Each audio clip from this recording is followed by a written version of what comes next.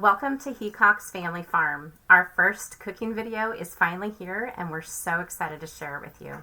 Today we're going to be making butternut squash and fig ravioli. For this recipe, you're going to want a medium-sized butternut squash. Make sure to begin with a sharp knife and then cut off the ends of the butternut squash and cut it into 4 pieces. Then you're going to want to spoon out all of the seeds. Place the 4 pieces of squash onto a pan and lightly coat it with olive oil. Once it's all coated, turn it upside down on the pan and then put it into an oven heated at 350 degrees. Now we're going to start the pasta. Start with 1 cup of flour and 1 egg in a mixing bowl. Turn the mixer on low speed and start mixing it.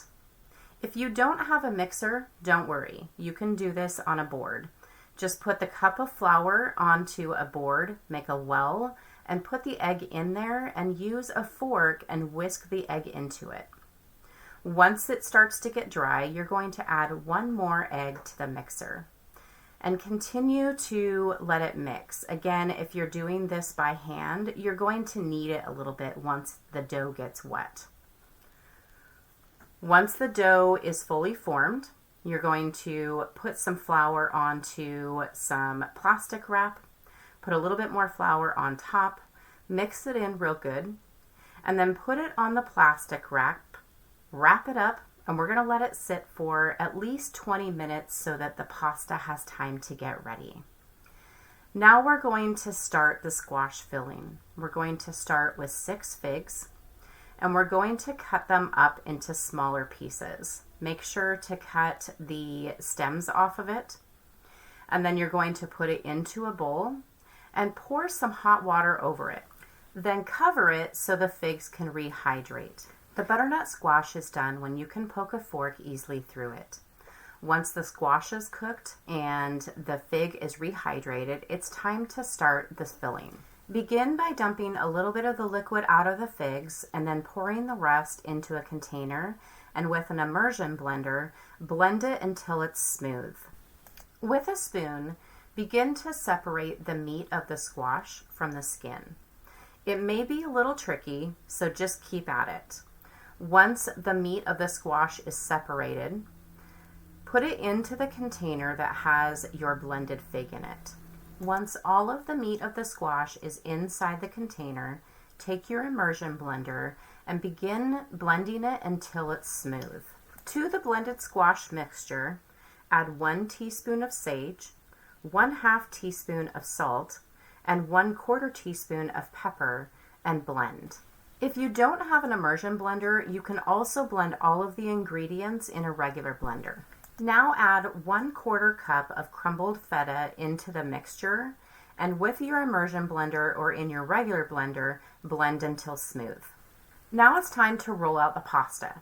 You can use a rolling mat like we have, or just your regular countertop. Either way, you'll want to make sure that you sprinkle and rub around some flour onto your surface so that your pasta doesn't stick to it. Unwrap the pasta dough from the plastic wrap and sprinkle both sides with flour. It's very likely that your dough may be very wet. If so, go ahead and knead some of the flour into it.